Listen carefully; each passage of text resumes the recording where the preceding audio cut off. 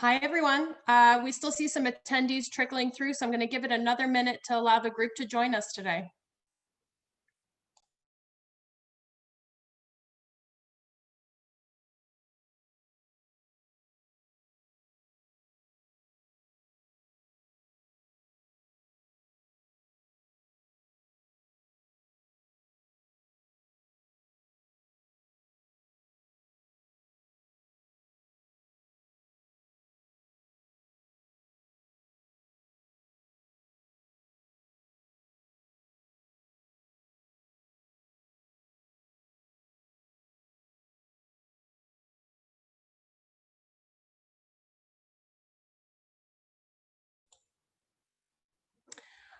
All right. Hi, everyone. I'm Olga Karanikos. I'm the Senior Director of Marketing at Jove. I'm very excited for you to join us today. Thank you for joining us for the first session of Jove's three-part webinar series called Remote Learning, Findings from a Crisis Period. Today's session is called Reimagining a Field Course for Virtual Delivery, and it's going to focus on the challenges faced when translating physical lab courses, which of course are typically requiring hands-on experience, to the virtual world. But before we proceed, I'd like to get a few housekeeping items out of the way. Can everyone please use the raise hand icon on their toolbox to let me know that you can hear me okay? Excellent, thank you. If you do have any questions for our presenter at any point throughout the session, please ask them in the Q&A section of your toolbox. We'll hold a Q&A session at the very end of the presentation and get to all of your questions then. Lastly, there will be a recording of the webinar shared with you via email in 24 hours. So feel free to watch again or share it with your colleagues. And at the conclusion of today's session, there will be a brief 5-question survey. So we appreciate your feedback so we can make sure to continue further webinars like this in the future. And without further ado, I'd like to introduce you today to our speaker, Dawn Bazely. Dawn is a biology professor at York University. So thank you for joining us, Dawn. Thank you very much, Olga. And I really want to thank the team at Jove, the Journal of Visual Experimentation, where in fact I have a couple of colleagues who've published a paper with you. I always thought I might like to do that, but I haven't yet had the time to assemble a submission. Maybe I will. So today I want to share with everybody who is right now possibly a professor who didn't have to teach anything virtually online or didn't have to end their courses when the pandemic lockdown was introduced online. I want to give you some ideas as you're coming to grips with the fact that we are not in a sprint. This is a marathon while we wait for our immunology colleagues to develop vaccines. So let me see if I can go to, oh, here we are, just figured out how to go to the next slide. So I'll be sharing with you today how I transformed a hands-on in real life course for students to do science from home with what I'm calling kitchen sink ecology, because your kitchen is actually where chemistry happens. It's not a lab in the formal sense, but certainly things happen there that happen in a lab. And I want to thank Alex Spandan and Olga at Jove for helping make this happen. So today I'm going to cover a few different things, but mainly I'll be sharing with you my recipe, which is the basic recipe for how to convert any labs from in real life labs to hands-on. These are some basic principles, and I'll be telling you how I did it, but the ideas and the approach is applicable and extendable to many different forms of biology and science labs.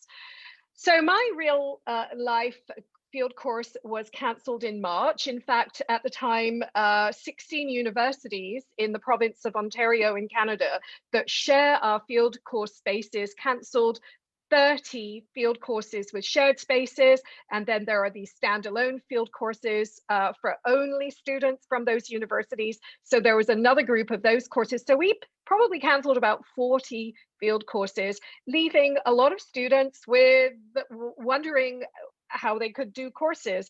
And in my case, we had environmental science students who required a course to be able to congregate in the fall. So something had to be done for them.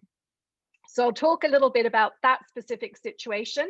Then I'll do my basic recipe. And then for the end, because Halloween is coming up, I'll talk about how I've taken these ideas and applied it to trick-or-treat kits, Halloween in a box for the neighbors' children, because now our Toronto health policy advice is that maybe we shouldn't do trick-or-treating. So here's what the actual field course looks like. These are photographs from the course run over the last 6 years. On the left-hand side, you can see we were featured in the Faculty of Science annual review from a couple of years ago. We're out in the field, Northwest. This is my course called Biodiversity and Watershed Management. It's run at a conservation area where there's one of Toronto's 4 rivers in Ontario. Floodplains are protected, and many of them are natural areas. You can't develop on floodplains because flooding happens. So this is a really cool thing that we have for Ontario, and it's their great sites. And this one, Courtright, is where we hold that course. And the course, of course, couldn't happen. So it ended up in May and June. I translated this 2-week course that runs for 8 to 10 hours a day, Monday to Friday, into a 6-week course for 9 hours a week. And here I am with my model watershed, because we weren't out where the watershed was. So one of the projects was go through your recycling bin and build a model watershed. You can see I had ecological statistics taught by a fellow field course professor from Carleton University in Ottawa, the nation's capital, and Nigel, who I've known for decades. He was a guest speaker. On the bottom right, you can see the talk about the indoor biome and the fungus in your home with another fantastic lecturer, Dr. Jennifer McDonald, and she explained about microbes. So we literally took all the ideas that we would be teaching in real life and found a way to deliver them virtually. And I got a lot of support from the biology, the chair of my department, and the undergraduate program director, because you can't do this alone. The technicians helped. And I came up with the idea that we had to send the students some of the equipment home in a box. But of course, when you're running a field course, there are ancillary costs. So students would have to pay some say $300 to cover the bus rental to get them from the campus up to the field station on a daily basis, and to help pay for the field lab because it's not part of our university field station. Or if you have a field course in the Caribbean, the university will not pay for your plane ticket to get to the Caribbean to learn scuba diving and coral reef ecology.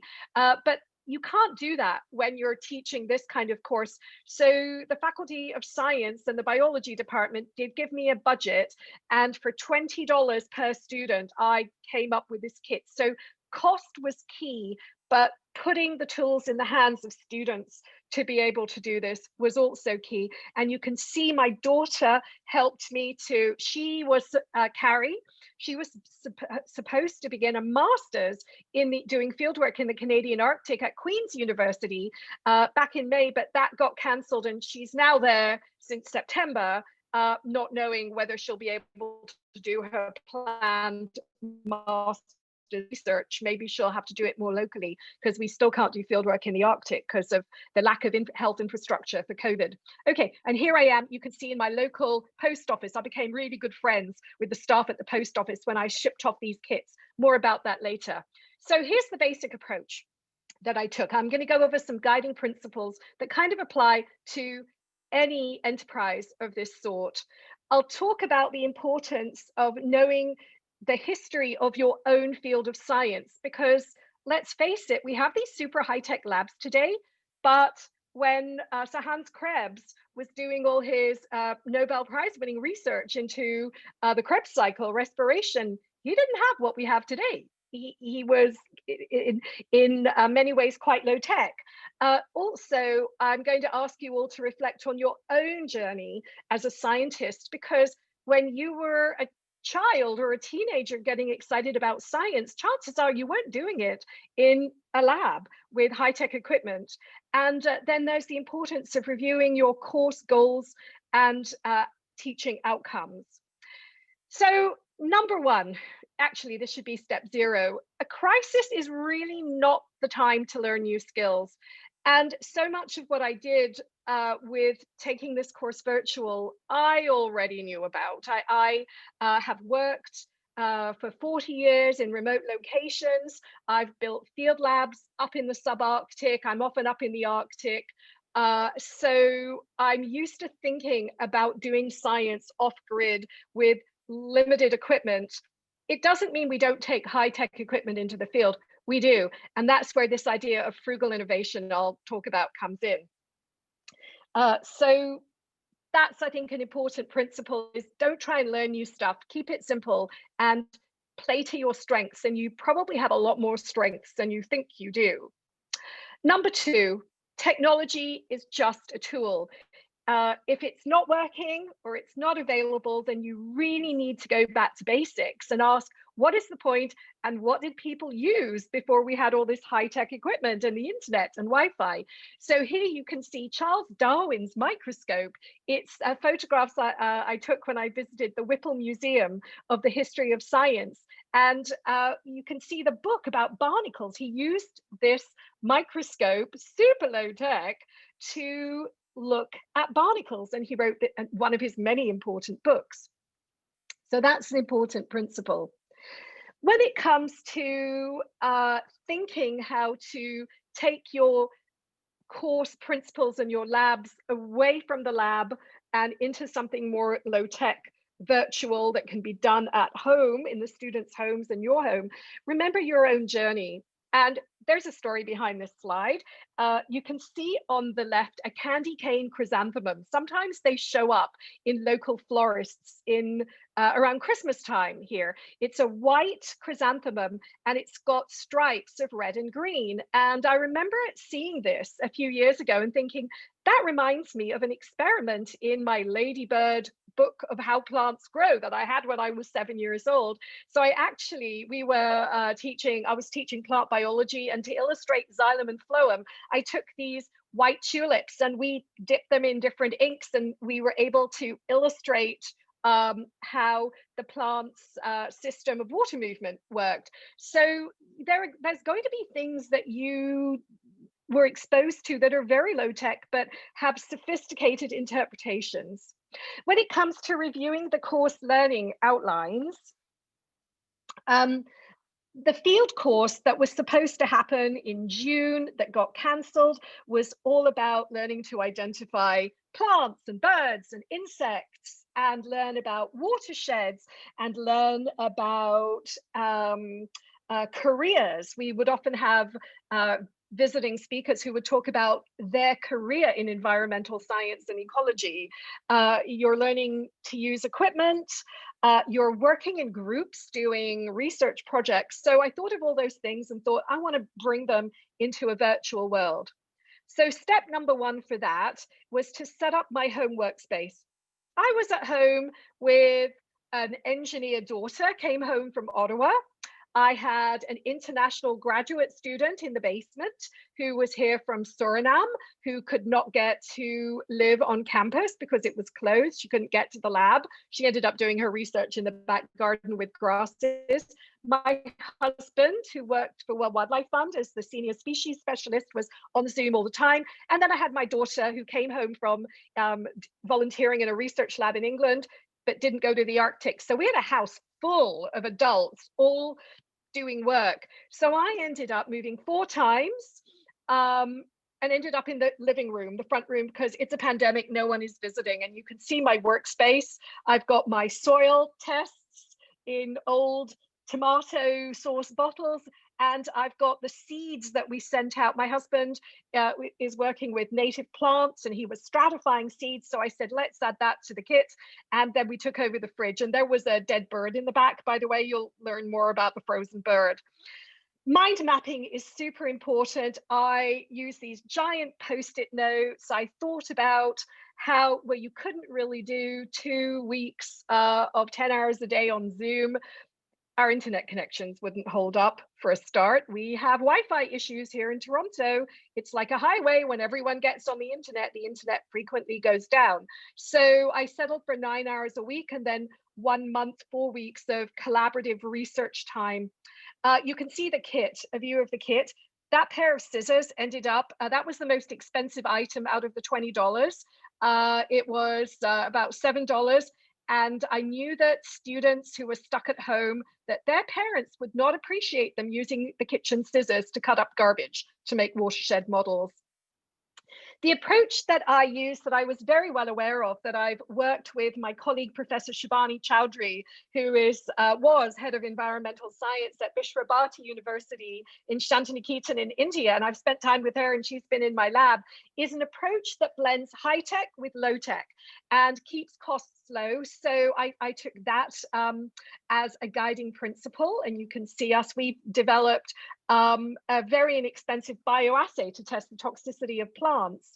And also, again, going back to having fun with science in a low-tech way, Soapbox Science is an initiative for science communication that puts women scientists on boxes in public streets. My colleague Imogen Coe, the former Dean of Science at Ryerson, brought this to Toronto in Canada a few years ago, and we all made homemade models. You can see Sasha Welditch with her viral phage that she's made herself to demonstrate what's going on. You can see my kit, which was about grass and toxic fungi, and I had these little sheep and all kinds of crazy stuff. And the bottom right is Dr. Nadia Octava, who is a health sciences researcher who works on cancer treatment drugs, demonstrating with an apple in lieu of a brain on the street, and children are entranced. So go back to that.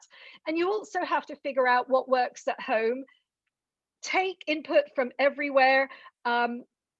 I came across the wonderful Joe videos because Dr. Justine Dees, who is on Twitter and other social media talking about microbiology, wrote about Winogradsky columns, which were invented in the 1880s. And you can see mine at the back. They're still going. I love them so much.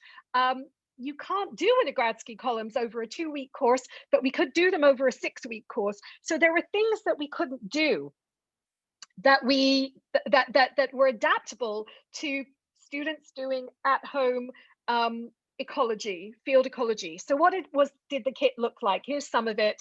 You can see the packing list that we sent out. We sent kombucha, SCOBY, the symbiotic culture of bacteria and yeast, because all of my health and safety colleagues at the university said you can't have students doing anything dangerous. They have to be able to do everything at home, and it has to be safe. So I was like, well, if it's edible, then that's with yeast, that's going to be better than something toxic. And we had seeds, we had magnifiers, we had all kinds of stuff.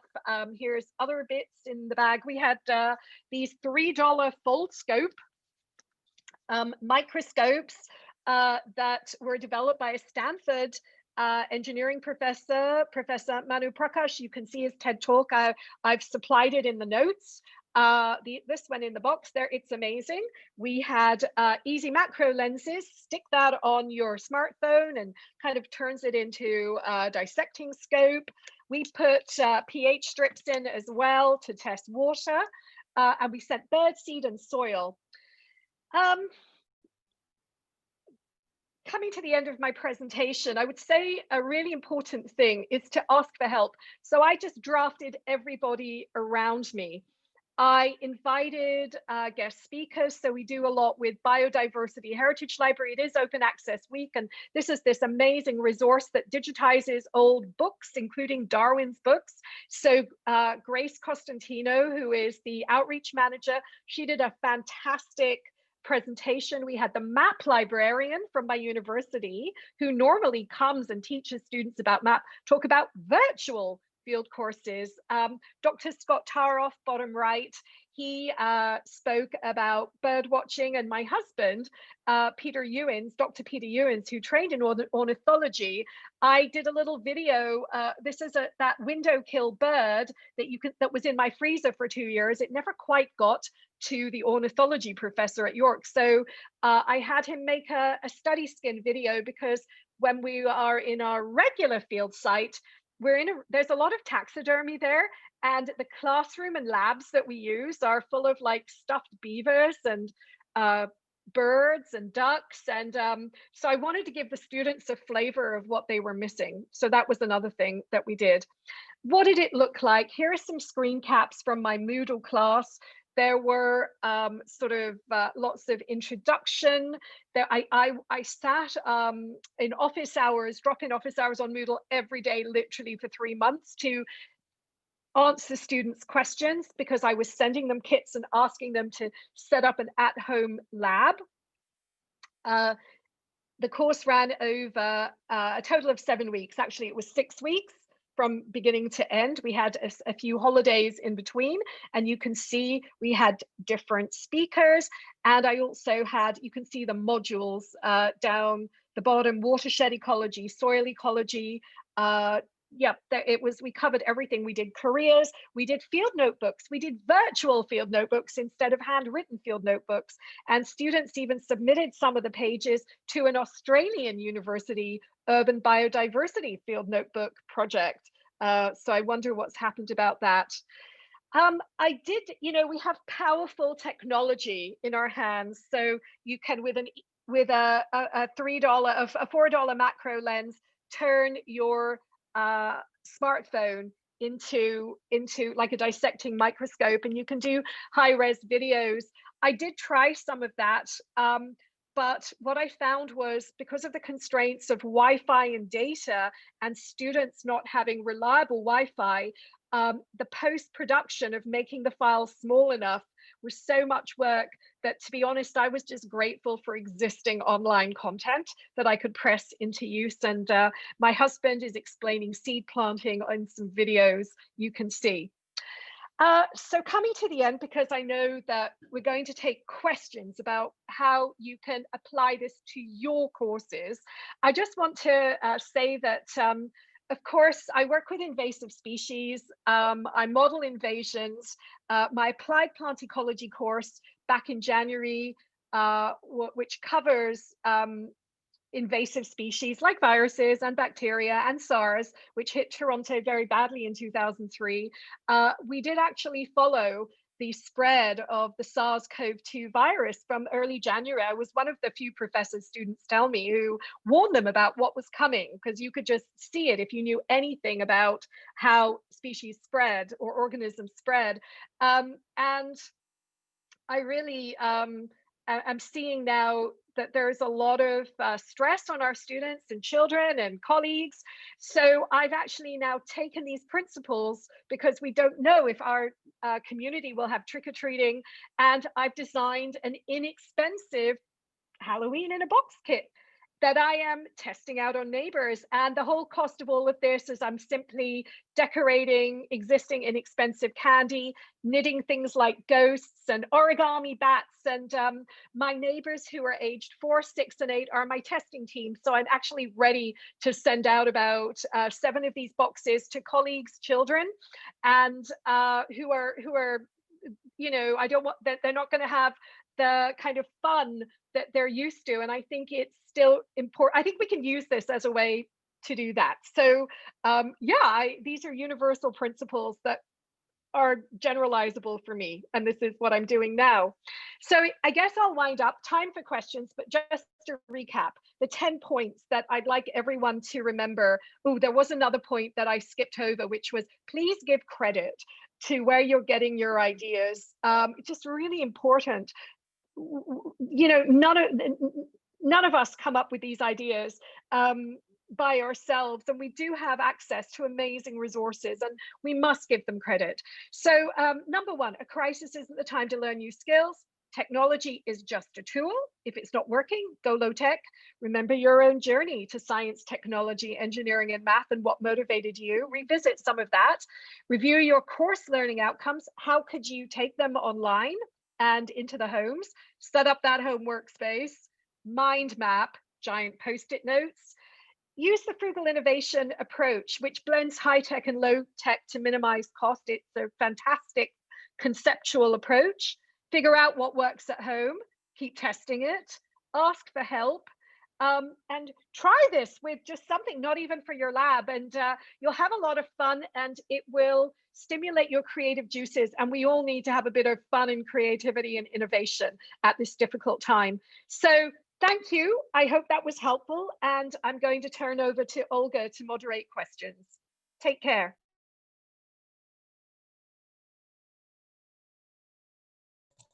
Thanks, Dawn. That was excellent. If any of you ever have the chance to talk to Dawn directly or just get in touch, she is beyond enthusiastic about everything she does, especially ecology, but just an excellent human all around. So I have to say our team has been super excited to work with Dawn. So I'll get through some questions now for you. So first off, Dawn, and we didn't introduce your university very much at the beginning. There's some confusion on where York is located. Your accent is British. There's a York in Pennsylvania, but you're based in Canada, right? So you can go ahead and unmute.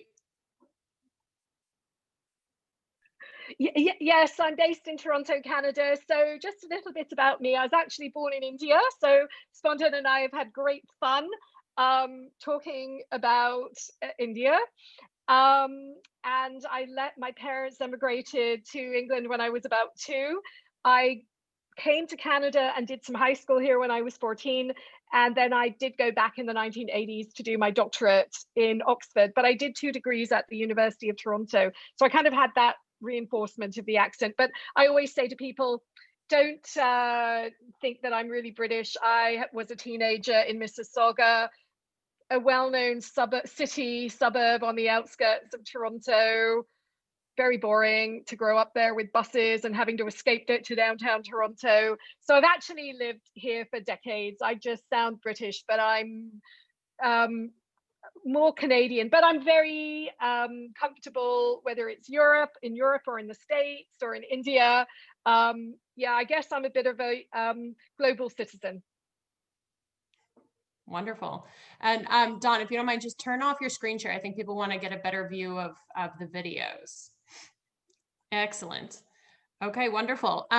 So let me look through the questions. What were the 2 to 3 most helpful or critical feedback responses from students? Thank you, Dr. Clark. I'm assuming most people here are professors who are looking for ideas. The 2 to 3, obviously I got a lot of feedback. So number 1, keeping the communication channels open with students was essential because they were knowledge co-creators and collaborators with me in this pedagogical journey.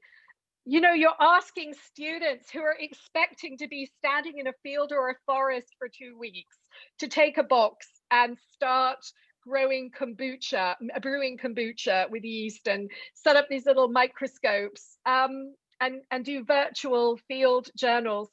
I think the most, so what I would say is students really appreciated me being available to reassure them. They needed a lot of reassurance. And basically I said, a field course is hands-on. So everything you do is what this course is about. And when your experiments fail, that is part of science. So we're learning science as a process. So that was important to hear from them because their students, especially in 3rd and 4th year biology, a lot of them are expecting to apply to professional schools and they need to keep their GPA up. So you've got a pandemic, you have stressed final year students, they're worried about their grade. And I treated them as colleagues and, you know, basically said, you showing up, you doing the work, you working together as a group is what's going to get you a good mark in the course. And once they did that, once they got a hold of that, they they just flew with this. It was incredible. There were stories of dogs knocking over the Winogradsky columns, parents throwing it out, the kombucha. It was very funny. And we used a book called Fieldwork Fails, which a young colleague of mine, Dr. Sailita Guy, who worked on bats, urban bats in Hyde Park, and she's written children's books. Right now, she's a data scientist, and she lived in my basement when they were doing the field work. They were out in the park at 3 o'clock in the morning, and it was all they needed. They needed a home base. That was about 5 years ago. She worked together with a French or Belgian author on a book called Fieldwork Fails, and we featured her in the course, saying science fails 90% of the time, and it's part of the process. So the reassurance was really important. The scissors, can I just say, the scissors. Oh my gosh, the most popular bit, because parents were a little bit worried. Everyone's at home. And the other piece of feedback that I got that I would say that was really important was having extra time to complete things, because students were feeling pressured, and when the tech and always and taking them through these steps. What I would say, oh, if I can add in a fourth one, they loved all of the visiting speakers. They just loved them. And the visiting speakers were so pumped, from technicians who did soil ecology to librarians. It was like something that we created together. And now we'll be taking all the modules open access online. I did get funding from the university to buy a 3D printer to print out giant models and things. So now we have to do that to share what we did. So I hope that covers it. That did. And speaking of sharing resources, we've had several people request your slides, get some of those links that you shared. So from us, we will be sending from Jove a recording of today's session, as well as Dawn's slides to you in the next 24 hours. But I know, Dawn, you also shared some of your social media handles, and you do a great job of offering up resources. Is there anywhere else you would recommend people being able to get in touch with you, ask for any of your materials that you're interested in sharing? My colleagues in the biology department tell me that the easiest way to get me is on Twitter, because I do check it every day to see what's happening. It's my quick way of all the bad and good news in the world. So just tweet me. I'm not on Instagram very much. I really admire all the wonderful people doing incredible science communication on Instagram. I have participated in it, but it's not my forte. So just tweet me. Oh, and TikTok. I would love to be doing all this great SciComm on TikTok, but I did do a Vine once on how to wrap Petri dishes with parafilm, because students were wasting it, and then they took Vine down. But so stick with what works. So tweeting sounds like the best way to get at you. Perfect. Okay, and talking about some of these resources again, a couple of questions about the cardboard microscopes that you mentioned. Where did you find those? Okay, so these are, if you can see it, Foldscope. There is a TED Talk that I have put the link. So my slides, we'll make sure that you get my speaker notes with the various links, and you can click on it. I've known about these guys for years. I've actually supported them, but I've never really used my kit. So I've given the kits as gifts, and I finally cracked it. You can see in the back, there is the slide. You hold it up to the light. It's incredible.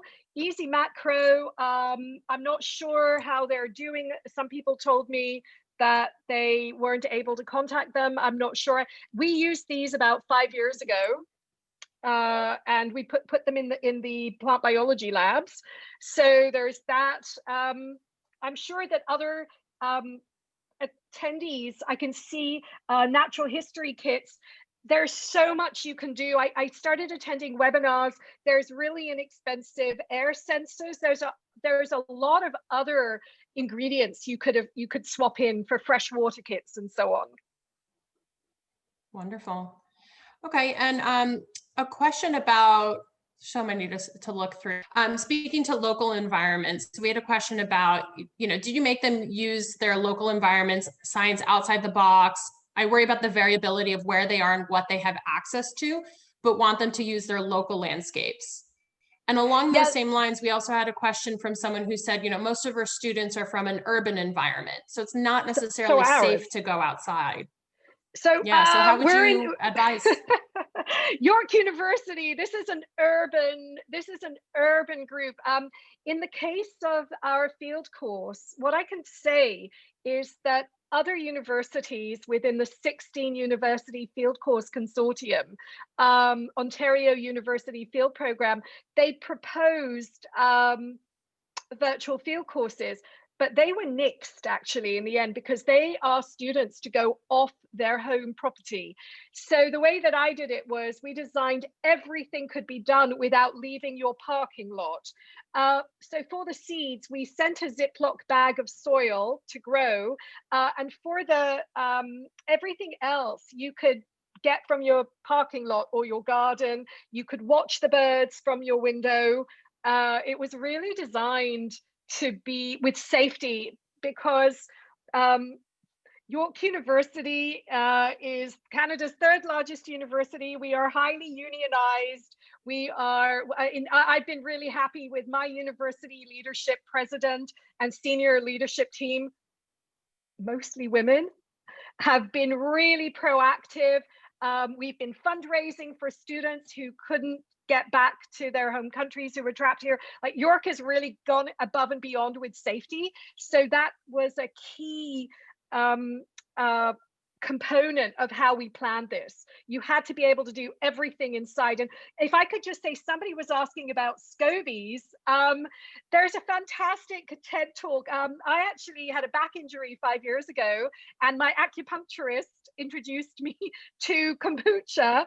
And then I said it was very expensive. And she said, I actually make my own. So I got into SCOBY, and then we introduced it to a lab for second year plant biology. So a lot of what I adapted, I had already developed laboratories based around them. And in our lab, were manipulating the SCOBY with different kinds of pHs and with acetic acid. So someone was asking about what we were using. So in our case, students did group experiments where they were using different substrates and they were putting the SCOBY standardized pieces into jars in different temperatures in the fridge, outside, and they were monitoring the growth rate of the yeast and bacterial SCOBY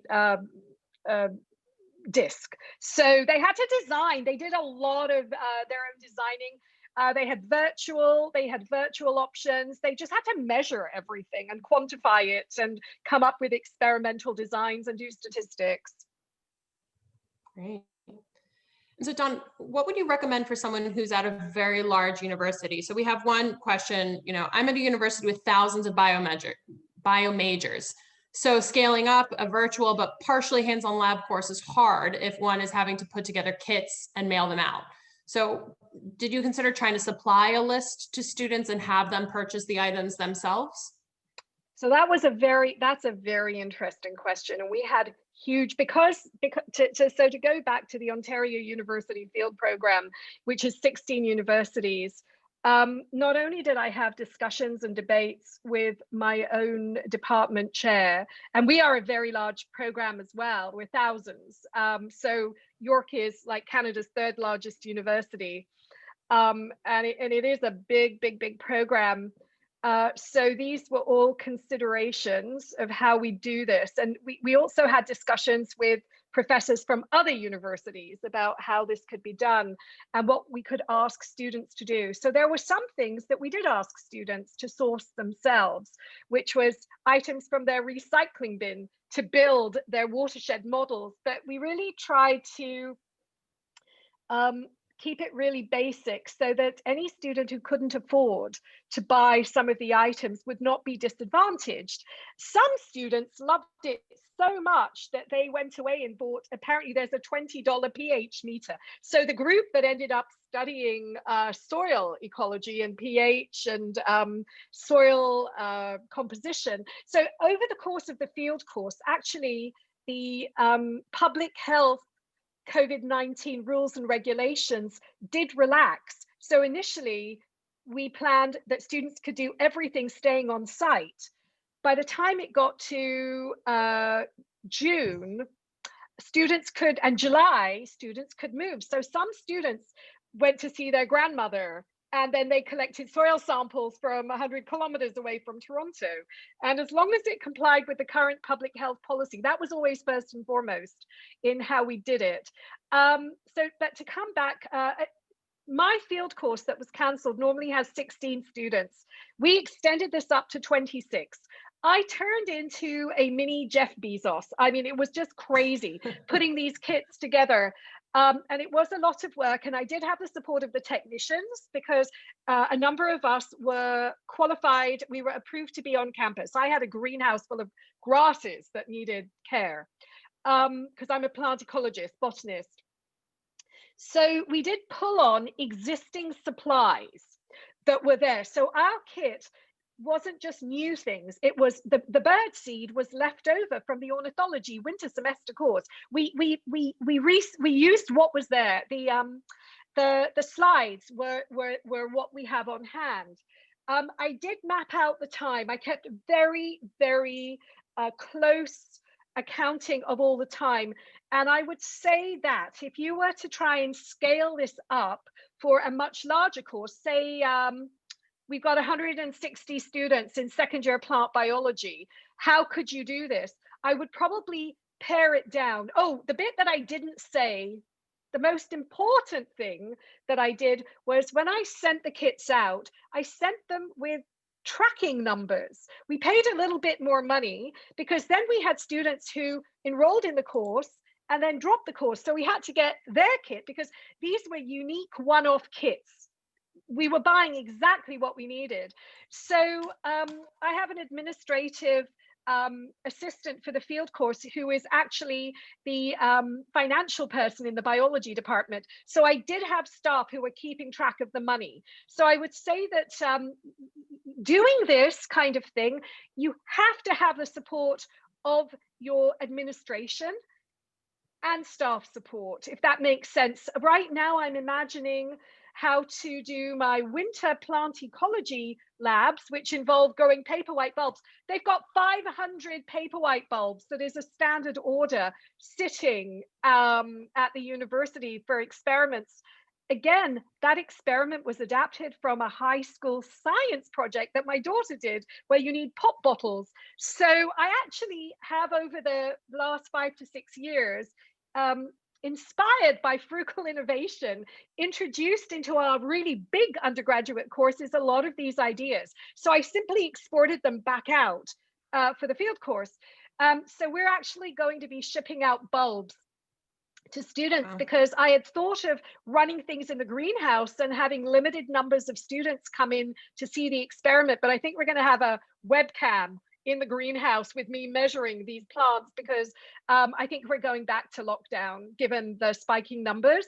So, so again, there was a lot of planning, there was a lot of work, but at the end of the day, keep it simple. And like with my Halloween kits, I had all these really great ideas about spiders made of pine cones and googly eyes. Then I discovered I'd given all my googly eyes and chenille sticks away to a colleague's son who's got a Halloween kit. So I found an origami bat online. To I mean, it's just if it's going to be too much, drop it. You really and make use of what's available on the internet. There's a lot of inexpensive kits you could use. That was a long I was going to say, Dawn, I apologize. That's all right. That's what people are here for. But I was going to say, to your point of sharing kits that other people have done and resources, I love the participation. A lot of people are sharing some of the things they've done, some links. We're going to do our best to collate that. So I'll have my colleagues do that. Dawn, I'd love to put that into your presentation and email out to people because there's a lot of valuable information here that everyone could use.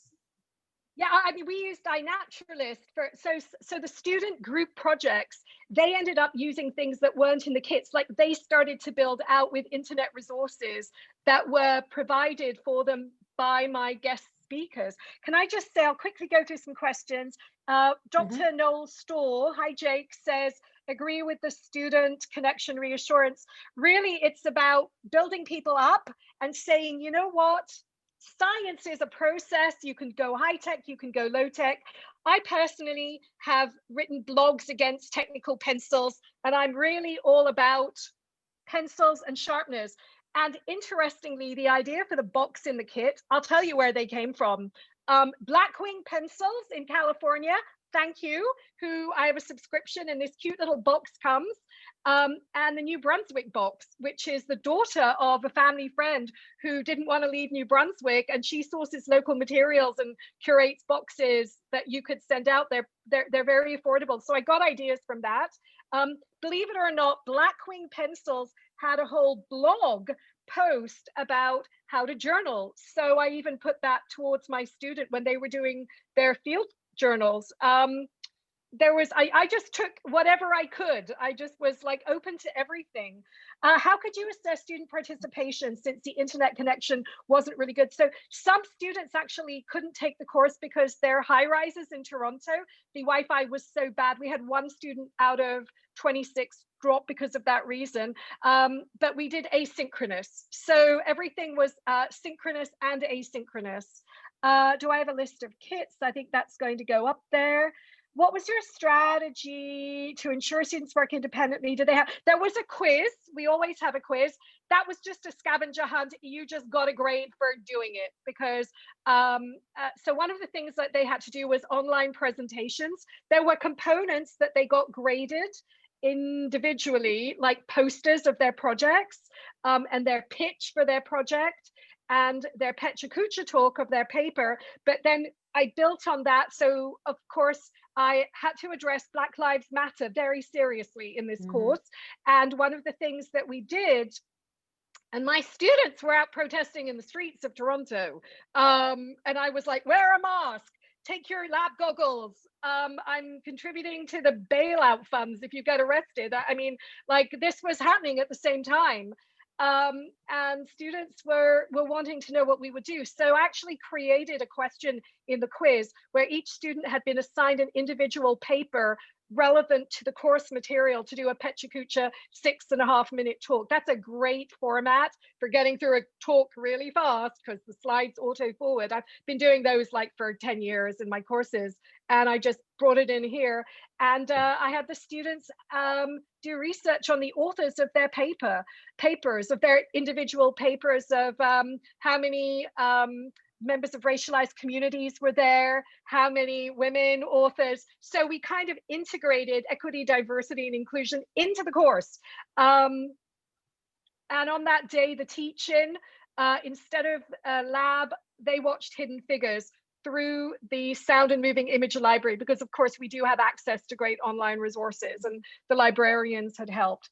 How were the students evaluated? I can post the rubric for that. So they were evaluated in multiple modes, but low stakes, there was nothing less than, I think, 10%. I'm not into 1% and 2% low stakes because I lose track. So they had to really show their work, and that was pretty easy for them to show it because they were documenting and they were posting in the forums all the time. So they would post photographs that they had taken with their foldscopes, and they worked in groups. Did the students keep the non-consumables? Yes. Did they have to give seminars? Yes. Pecha Kucha. They were fantastic. My students can run podcasts, and I had already trained a lot of them in winter semester.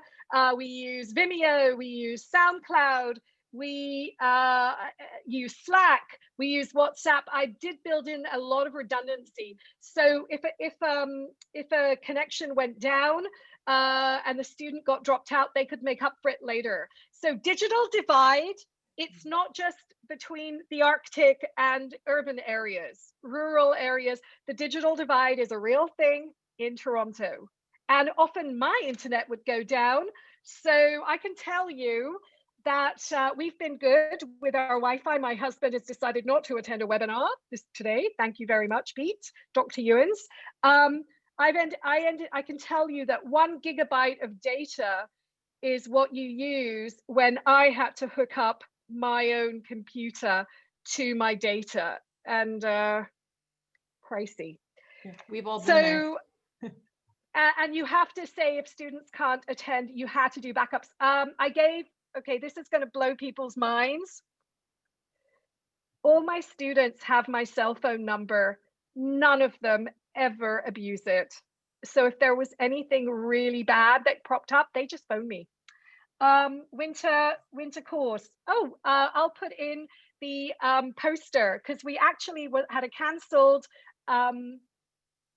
Gordon conference on winter biology that my colleague Satma Sharma organized. It will be in 2 years. And my contribution was how to run a plant ecology lab in the winter. I was the only person willing to move an autumn term ecology course into winter, because nobody else would, because labs are best for ecology in September. And so we do germination, we do twig phenology, leaf break, and these bulbs where we put apples with them to gas off ethylene, which is of course a plant hormone, and it totally distorts the development of the bulbs. Yay! Okay, how much time between planning and having the kit done? Oh gosh, Dr. Silva, Carla Silva. Oh, okay. This is at the end of winter semester. I was supposed to ratchet my time down because students were giving their seminars. Instead, we had to pivot to online. I knew it was coming. I was prepared. Went up to 60 hours a week. Developing the field course kit and delivering it, I was at 70 hours a week. Field course, oh my goodness, 80 hours a week. I'm still catching up on the sleep. I really want everyone here to benefit from my labor, because I do think it's unsustainable. I do think the recipe that I've delivered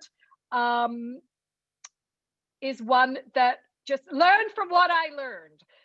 So I would say don't make your own instructional videos.